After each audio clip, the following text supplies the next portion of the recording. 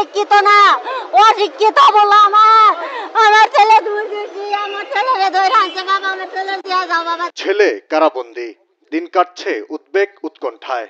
হঠাৎ থানায় দেখা মিলল স্বরাষ্ট্র উপদেষ্টার।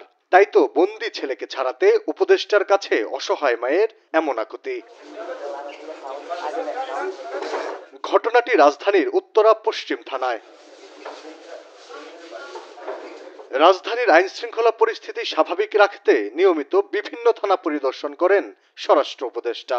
শনিবার সকালে উত্তরা পশ্চিম থানা পরিদর্শন শেষে গাড়ি বহর নিয়ে অন্য থানার উদ্দেশ্যে রওনা হওয়ার আগ মুহূর্তে ঘটে এই ঘটনা। কান্না ভেজা কণ্ঠে এক মা ছুটে এসে তার সন্তানকে বাঁচানোর আকুতি জানান স্বরাষ্ট্র উপদেষ্টার কাছে। এ সময় স্বরাষ্ট্র উপদেষ্টার কাছে তাকে বলতে শোনা যায়, আমার ছেলে কোনো পাপ করে নাই, আমার ছেলে দোকান কইরা খায় বাবা। আমি তোমার মা বাবা, আমার ছেলে নির্দোষী, আমার ছেলে কোনো পাপ করে না, আমার ছেলে দোকান করে খায় বাবা।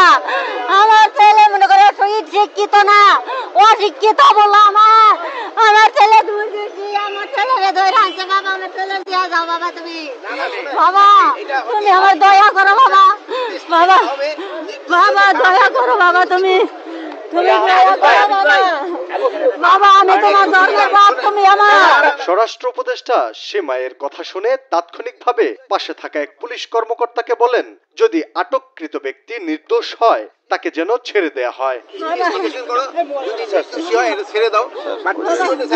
মায়ের আকুতিতে স্বরাষ্ট্র উপদেষ্টার এমন তাৎক্ষণিক উদ্যোগের প্রশংসা করেছেন সবাই।